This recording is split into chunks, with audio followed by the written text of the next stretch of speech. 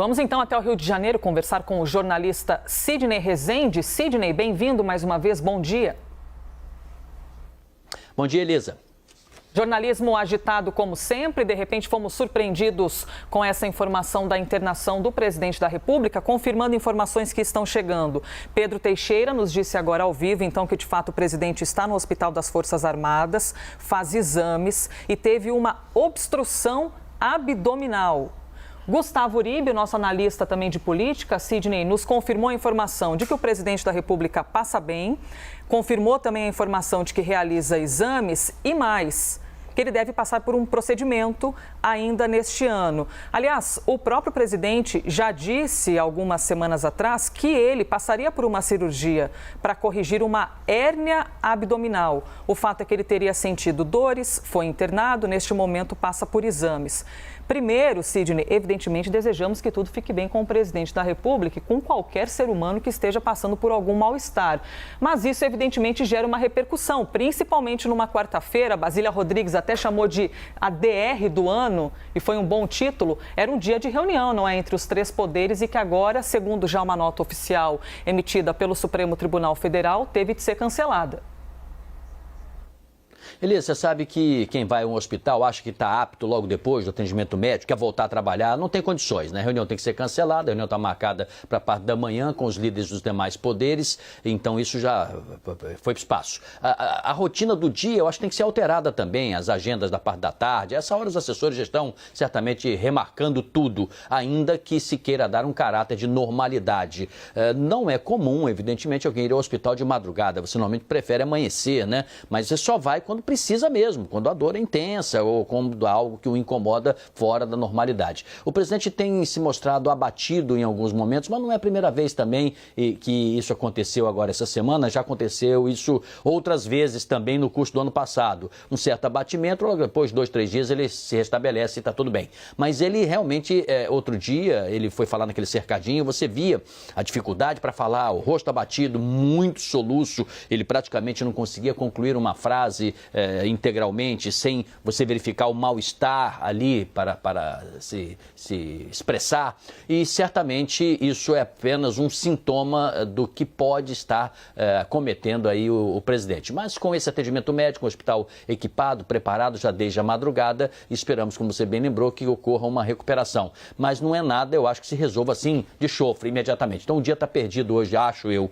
para o presidente da República e também espero que o que os assessores estão dizendo seja realmente procedente, que o pior já passou, que está tudo bem, que por estar medicado, cuidado e tudo mais, ele esteja no caminho da saúde, né? Agora, quanto a esse procedimento, né, se tiver correlação, ele pode ser até antecipado, mas aí já é uma especulação, vamos aguardar um boletim médico um pouco mais tarde. Exatamente, assim como não sabemos ainda se esse mal-estar abdominal teria relação com o soluço, se diz respeito, parece dizer respeito evidentemente, mas não há uma confirmação se ainda tem relação com a facada, né, que o presidente da República, aquele atentado que ele sofreu no dia 6 de setembro de 2018 e que acabou mudando a vida, a saúde do presidente, porque teve de passar por uma cirurgia de grande porte. Não sei se você acabou citando a questão da reunião de hoje, a importância da reunião, quero te ouvir também um pouquinho sobre isso, Sidney. Temos uma reunião, então, que não vai ocorrer, sim, mas um grande encontro, não é mesmo? Envolvendo os presidentes da Câmara dos Deputados, do Senado, também presidente do Supremo Tribunal Federal e o presidente da República. Seria um grande encontro.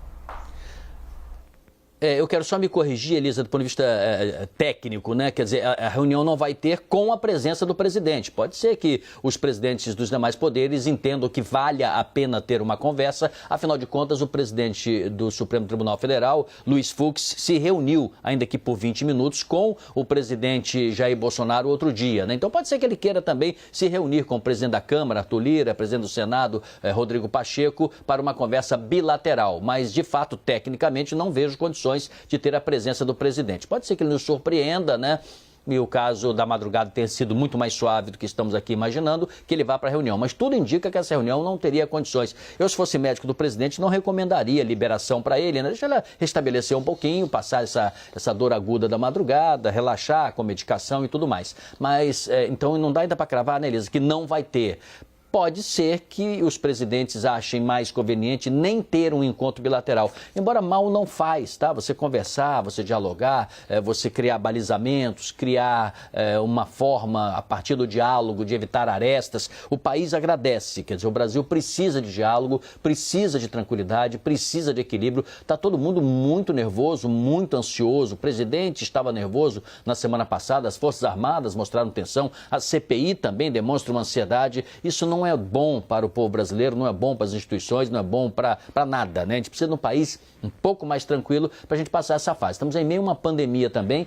Eu vejo os indicadores hoje aqui, que são resultados até ontem, e fico muito contente. De fato, está decrescendo o número de casos com pessoas com Covid. Hoje, 845.538. Ontem era 906,84. Então, caiu bem. Nós aumentamos aqui a primeira dose de vacinação para 40,34% da população. Passamos esse item aí, percentual, esse sarrafo, né? É ótimo. E não chegamos ainda a 15% na segunda dose, mas isso nos ajuda a acalmar um pouquinho, mas ainda está cedo para a gente ficar tranquilo. Então, a tranquilidade institucional nos ajuda muito. A imprensa também, viu? Tem que ficar com menos tititi, cobrindo menos fofoca e cobrindo mais coisas que interessam à nação para a gente ultrapassar essa fase muito complicada do Brasil. A informação que nós recebemos às 8 horas e 20 minutos, um aviso oficial do STF é que, por enquanto, tudo pode mudar, mas por enquanto a reunião está cancelada.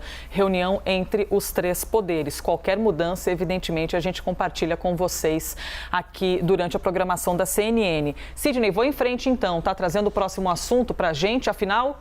É mais um dia de CPI da pandemia, mas a gente tem muito para repercutir sobre o dia de ontem, né? De todas as perguntas que nós acreditávamos que iríamos ouvir, só que foi um dia diferente, amparado por um habeas corpus. Mas eu vou explicar tudo. Ontem, a Emanuela se negou a responder às perguntas dos senadores porque tinha um habeas corpus expedido pelo ministro Luiz Fux, do Supremo.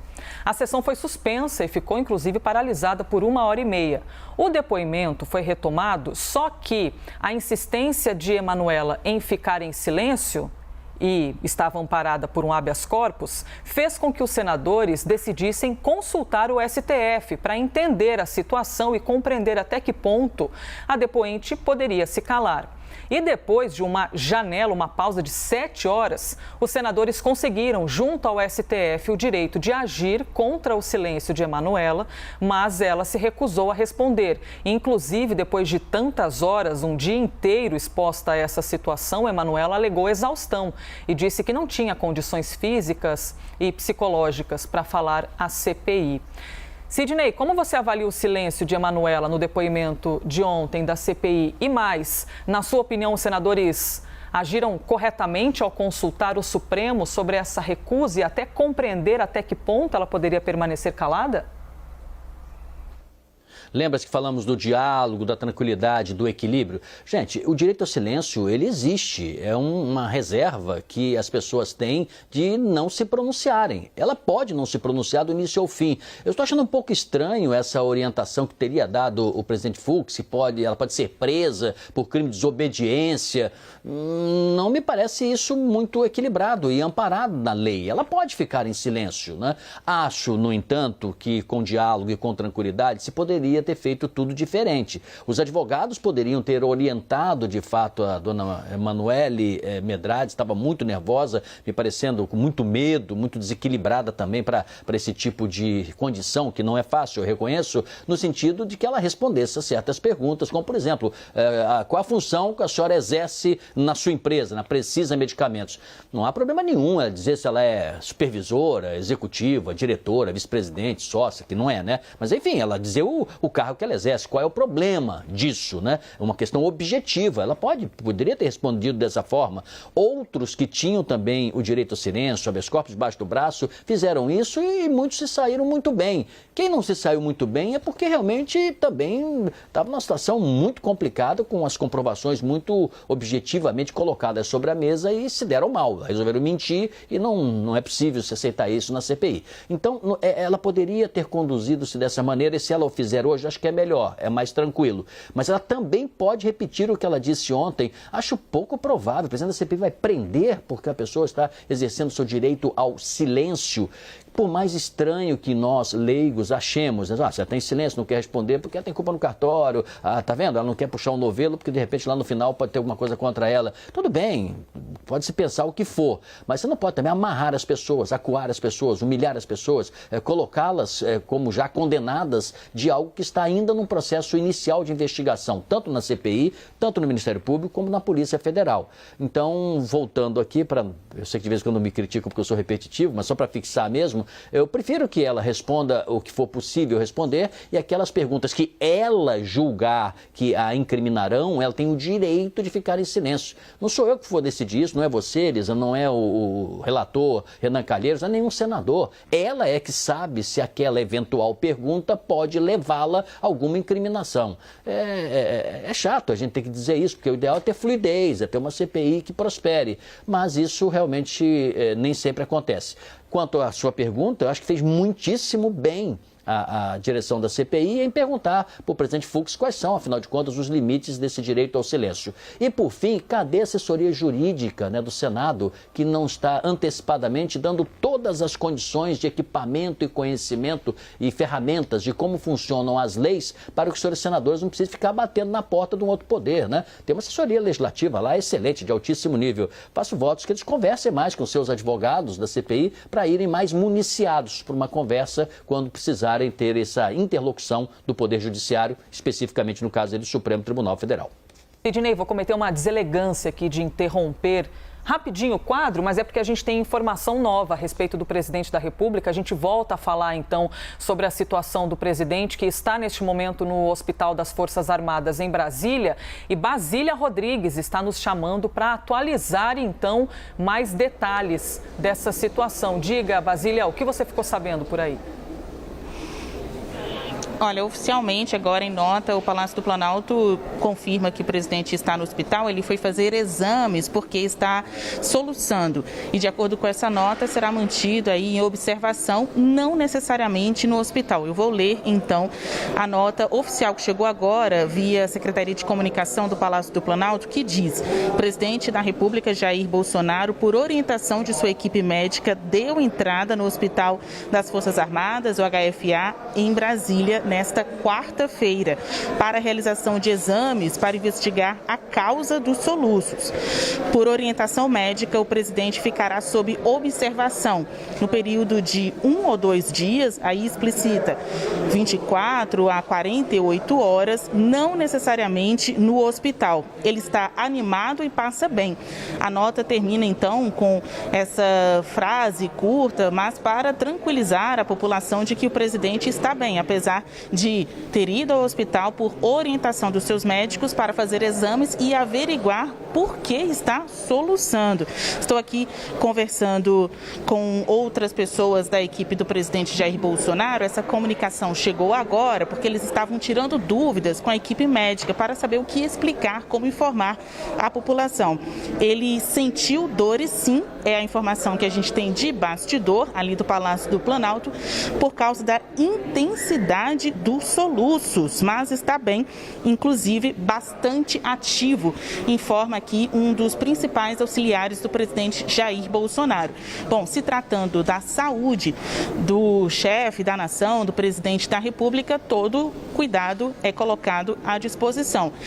Por causa dos soluços, é o que a gente observa a partir da nota oficial e também em contato com auxiliares do presidente Jair Bolsonaro, ele teve fortes dores abdominais, de acordo com seus auxiliares, e foi, por orientação médica, levado ao hospital para fazer exames. Agora é uma questão de monitoração, seja aí por 24 a 48 horas, e não necessariamente no hospital. Então não fica certa também a informação se hoje ainda ele deve ir para casa ou não.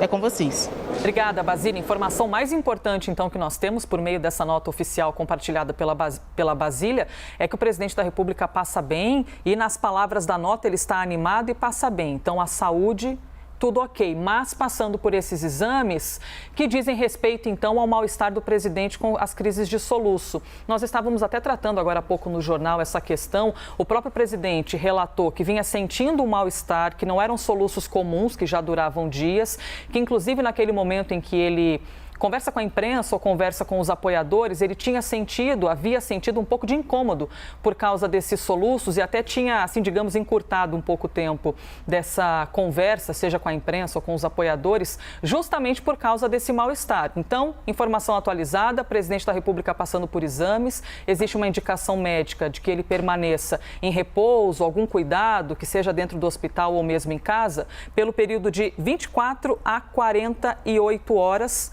para, na sequência, também investigar a causa dos soluços. Esse soluço danado, hein, Sidney Rezende? É chato demais, tem que ser investigado, não tem jeito. O mais importante é que ele passa bem.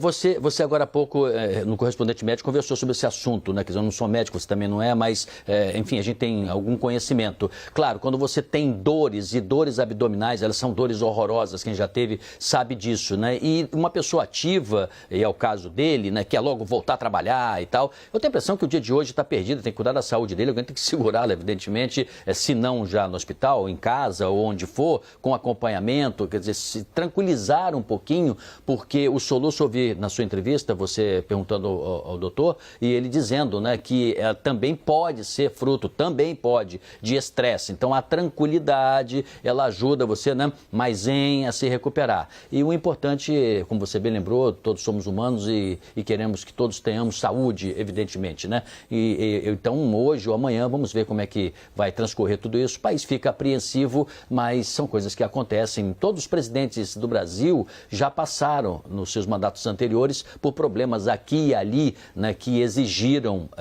um cuidado maior, né? O presidente Figueiredo, por exemplo, Alexandre Garcia foi assessor do presidente Figueiredo, ele teve que ir a Cleveland tratar do problema do coração, né? Viveu esse problema, outros presidentes também, quer dizer, isso acontece, são rotinas, né, que todos nós estamos submetidos. E você agora há pouco corrigiu muito bem, tecnicamente não vai ter reunião, porque já anunciaram os líderes dos dois outros poderes que a reunião que fariam com o presidente hoje pela manhã está cancelada. Você está certa.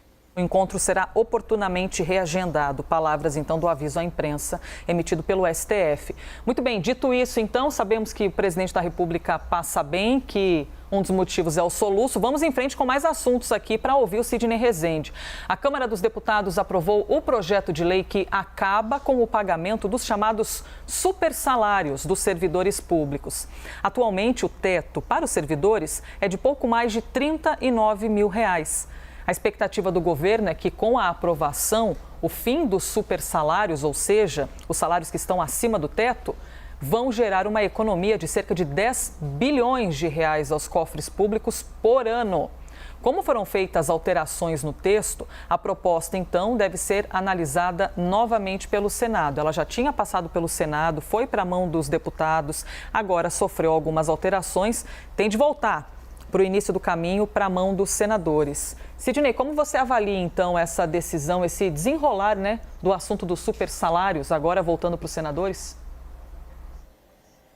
Elisa, da mesma forma que falamos que o ser humano, né, pode ter um probleminha aqui e ali de saúde, mais grave ou menos grave, em economia sempre se quer mais, tá? Ninguém quer menos em economia, não. Você já pensou, se você conversar com presidente, vice-presidente, ministros, governadores, prefeitos, secretários estaduais, municipais, membros legislativos, juízes, dizendo assim, vamos colocar um teto no teu salário? Todo mundo vai virar a cara, assim, vamos fazer um bico, né? Vai ficar meio enjoado de conversar esse assunto, porque todo mundo quer mais, todo mundo quer aumento, todo mundo quer uma outra relação salarial e tudo mais. Então, às vezes, passa-se em comissões esse tipo de proposta e depois, em dada altura, quando ganha a opinião pública, todos os setores mandam os seus lobistas, né, atuarem para sufocar aquilo que se imaginou que daria uma economia de 10 bilhões aos cofres públicos, 10 bilhões de reais, né? Eu acho que não vai ser tão fácil assim. Volta agora para o Senado, vai haver bombardeio. Lembrando o seguinte, mesmo que fiquem de fora, e por essa proposta se ficaria de fora, né, ajuda de custo para mudança, transporte, gratificação, então tem outros meios, penduricalhos que estão mantidos, tirando isso e tem um outro aspecto, não só esses que eu citei agora há pouco, a lei acrescenta ainda militares das Forças Armadas, das polícias militares e do Corpo de Bombeiros também militares, inclusive durante a reserva remunerada. A minha pergunta é, isso aí passa sem soluço? Não, vai ter soluço demais da conta, não vai ser rápido isso não, vai demorar um pouco, então aqueles que têm um pensamento mais liberal, dizem, mas peraí, mas pensa na economia, 10 bilhões de reais. Isso não vai passar desta maneira, porque mexeu com o bolso, aí você mexe com o corpo inteiro, não é só o soluço que vem de uma válvula qualquer dentro do organismo, não, você mexe com tudo. Então não é uma coisa tão fácil como se pensa. Volta lá para o Senado e a discussão ainda vai se alongar um pouquinho mais. Penso que isso não vai ser rápido como alguns estão imaginando, não. A não ser que os tais do penduricalhos, né, sejam um pouco como a árvore de Natal, né? Eu estou achando aqui que a árvore não vai passar, mas de repente a árvore não passa, mas as bolinhas e as catedrais e os ornamentos, as caixinhas da árvore de Natal, passa tudo, né? Isso vamos ter que ver. Mas eu acho que realmente do jeito que está não passa, não. Será que alguém vai levar um susto nesse super salário reduzido? A gente vai acompanhar como deve ficar isso daqui para frente. Aliás, o texto que coloca um fim nos super salários inclui magistrados e também os militares, não é, Sidney? Então, na sua opinião, como o texto ainda volta para o Senado, é possível que algumas alterações possam ser feitas para não impactar alguns setores e alguns cargos e os senadores ficarem ali um pouco mal das pernas nesses relacionamentos interpessoais? Não digo dos relacionamentos interpessoais, mas aí são mais, o que falam mais altos, né? São os fluidos, vamos dizer assim, corporativos. Porque, reparem em relação aos militares. Os militares dizem o seguinte, a nossa vida é diferente da vida do civil. Nós temos uma vida muito peculiar. Quando a gente começa uma carreira militar, a gente não pode ficar fazendo um bico em paralelo, outras atividades, né? Que, como policial militar, até consegue fazer isso em alguns estados, né? Que é fazer um trabalho de vigilante para ganhar alguma coisa a mais. Mas os casos militares das Forças Armadas, eles dizem, nós temos um regime próprio, né? Nós seguimos certas regras e nós estávamos já há algum tempo também sem aumento, aquela coisa toda. Então, eu digo quando se define teto no sentido técnico, não é errado, é até positivo que você o faça, para você não ter gente, por exemplo, ganhando mais que o presidente da República, você ter gente aqui, o teto, como nós conversamos, está em 30 e poucos mil reais, né? De repente você, 39.293, 32, tem alguém ganhando 100 mil reais, 120, porque tem, viu?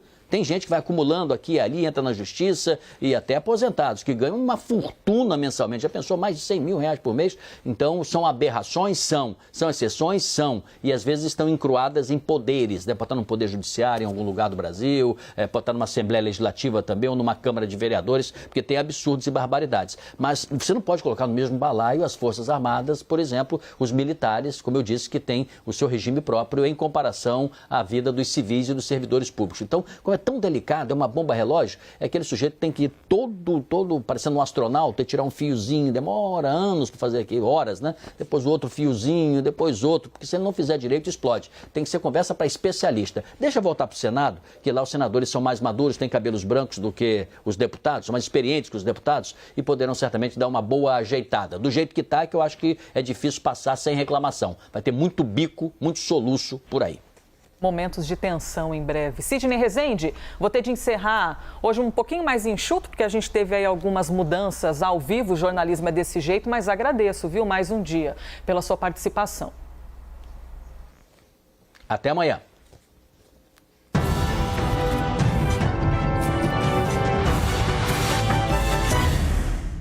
Importante sempre lembrar e reiterar aqui para você que todas as opiniões que você ouve aqui no quadro, emitidas pelos comentaristas, não refletem necessariamente a posição da CNN.